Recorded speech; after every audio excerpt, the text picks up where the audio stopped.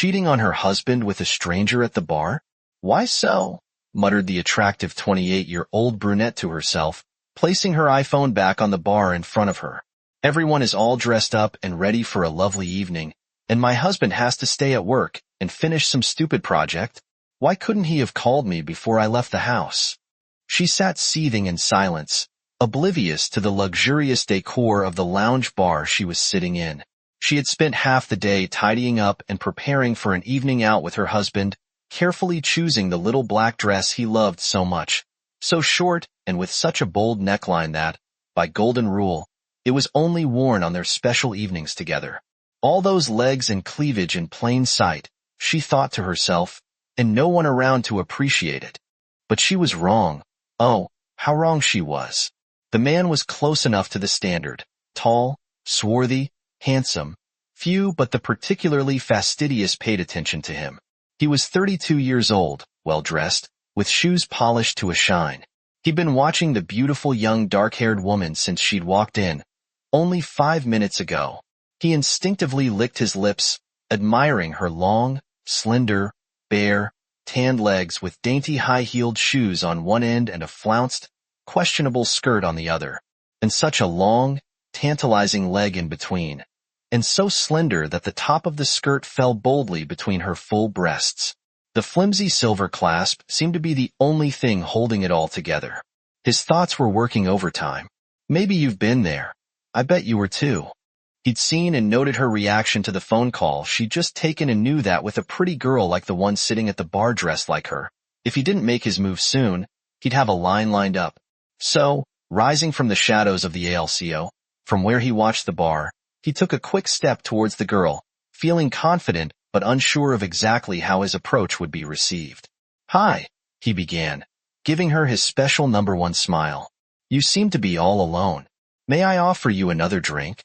The girl, or perhaps woman, looked up at him, surprise reflected on her pretty face as she realized how attractive her new admirer was. Without answering, she looked the new man over from head to toe. She liked what she saw and was suddenly acutely aware of how revealing her outfit was.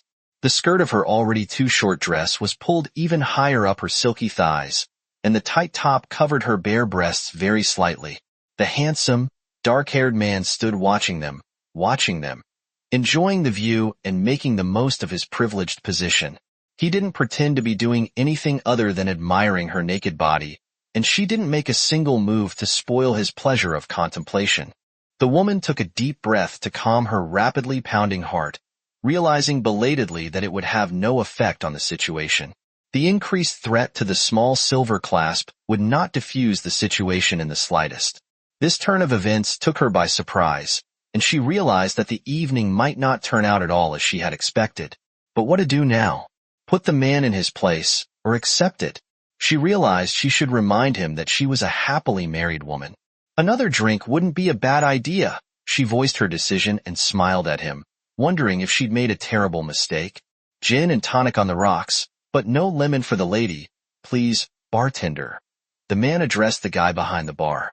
The same bartender who had been standing nearby, enjoying the sight of a woman in a tight dress, and was about to be stolen from him by a newcomer. "A drink for her and a new one for the man in front of them," he said, and the bartender retreated to the other end of the bar, more interested in the opportunity to get a good tip than in spying. Gordon Mayhew, the man, introduced himself, extending his hand to her.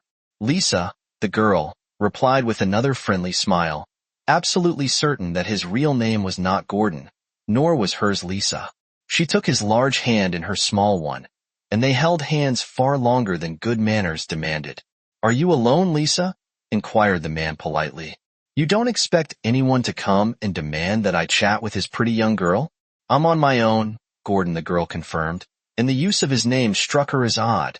It didn't sit well with him somehow. "I was expecting someone, but he didn't come," she added. "Your companion let you down?" he asked, with an expression of surprise on his face. "He must have been crazy to miss an evening with a wonderful girl like you." "It wasn't exactly a date," the girl giggled in response. "At least not exactly a casual date." "Business, perhaps?" he asked. "Not exactly business, more like a long-standing arrangement, a financial arrangement," she said, with a grin that was mostly aimed at herself. She was amused by the play on words that allowed her to avoid admitting that it was her husband she was expecting.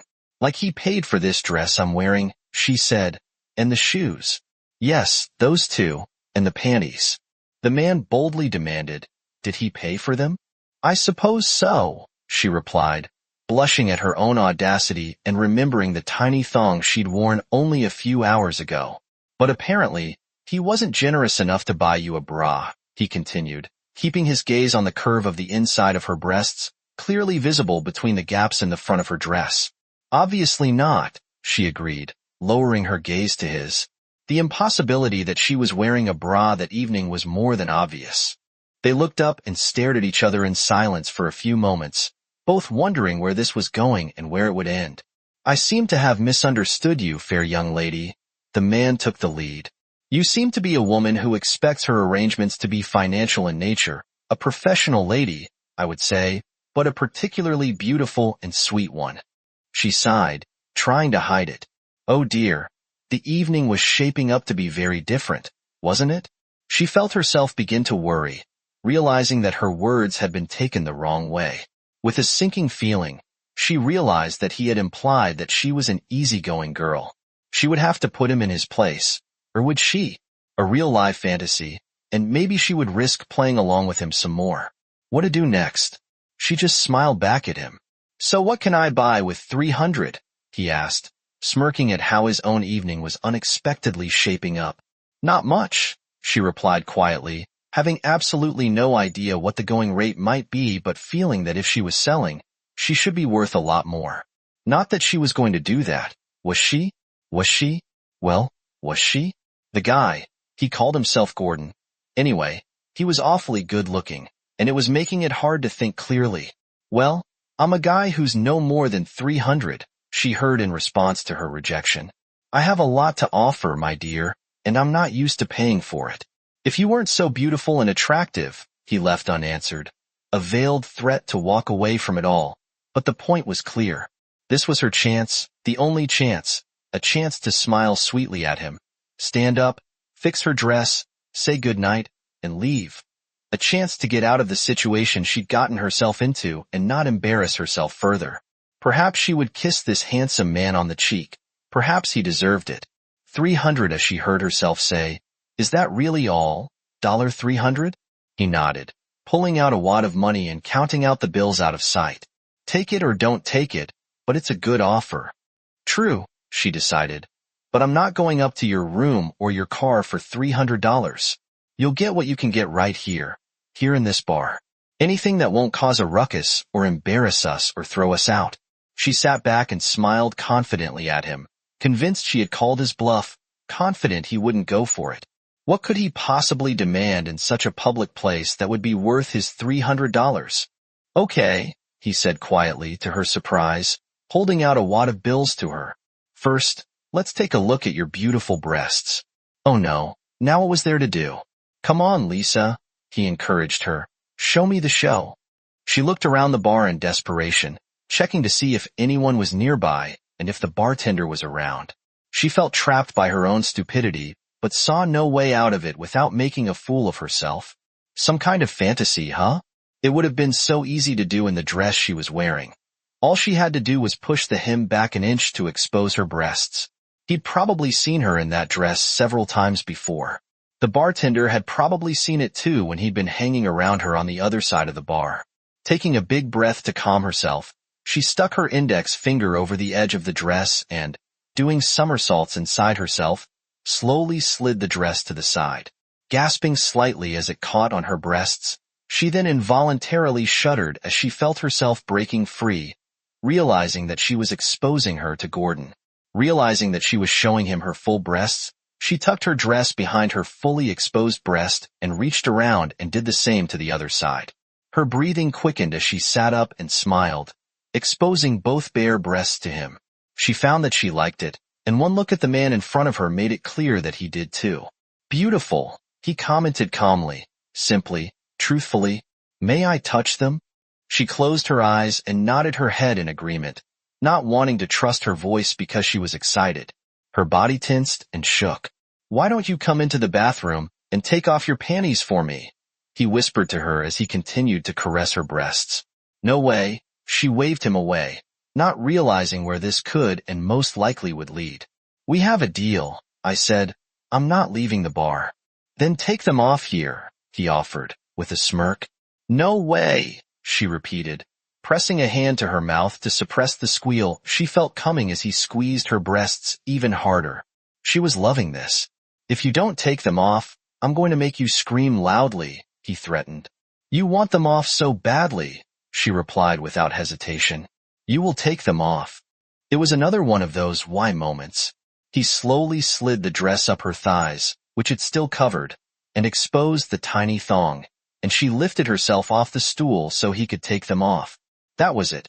She was sitting in a public bar without panties, in a dress almost to her waist, with her breasts exposed, and this man was standing there, smirking, enjoying the spectacle. If you want, you can touch my body, she told him, almost begging him. All pretense of modesty long forgotten, she invited him to touch, oblivious to anything around her. He ran his hand down her body. She gasped, wanting more, craving more, and he stood there, teasing her, tormenting her, savoring her desperation. Please, she called out, a little louder than she wanted. Let's have a little fun, huh? He continued to tease her. Anything, she cried out, grabbing his hand and trying to guide it back to her body. What are you doing? She shrieked in frustration, looking up to see that he had pulled a cell phone out of his pocket. Even in that state, she was relieved to note that it was a more old-fashioned, oval flip cap phone that probably didn't have a camera. Who do you think you're calling? I'm not calling anyone, he replied with a smirk. What are you doing? Just wondering if my phone will fit under my dress, he stated blandly.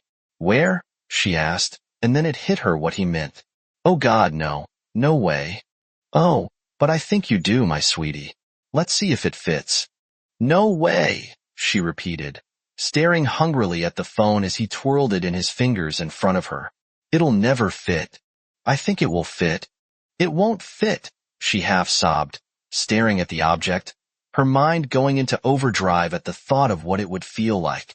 It won't.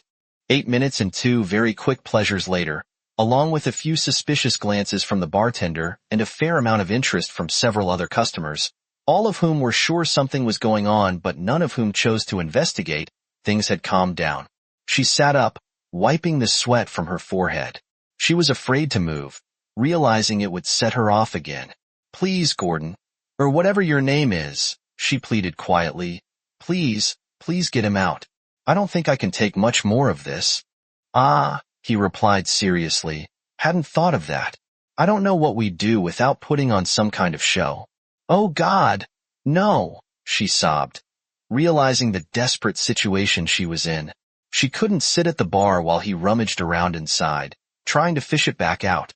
I don't know how, he continued, reaching across the bar and taking the iPhone she'd left there, but I know someone who might. What are you doing? She whispered, wanting to scream. Who are you calling? Your husband, he replied, selecting contacts and scrolling down the list. His name is Mark, isn't it? First mistake, but really it was game over. Neither her husband's name nor even the fact that she was married had been mentioned. Yes, indeed, the cat was out of the bag. Finding Mark Hubby, he picked it out and looked at her, smiling. I should mention, Lisa, that I turned off the ringer on my phone and put it on vibrate. She looked at him, mouth wide open in shock, as she realized what was about to happen to her. You're a jerk, she hissed at him. Mark, you filthy rot. Ah, oh my God, turn it off for God's sake. Mark, turn it off. Husband Mark looked at his beloved wife, enjoying the effect his vibrating phone was having on her. Only then did he check to turn off his wife's phone, knowing full well that by then her meanderings were already having an effect on the rest of the bar patrons. Turn it off, she shouted, snatching the unfamiliar phone from him to do it herself. Did you do it? Asked Mark anxiously, as Linda, his wife, began to lower herself onto the bar stool. Not yet, she muttered back, still clutching the iPhone. I'll be sure to turn it off, just a few more minutes, please. Luckily for Mark and Linda, they weren't regulars at this bar. Luckily for them, it was the other side of town, and no one knew them there. Because despite the rules Linda had set up earlier, and not surprisingly, they did get kicked out of the bar for indecent behavior. Fortunately, Linda had stopped caring about them by then, and the bartender wasn't too upset and didn't snitch on them.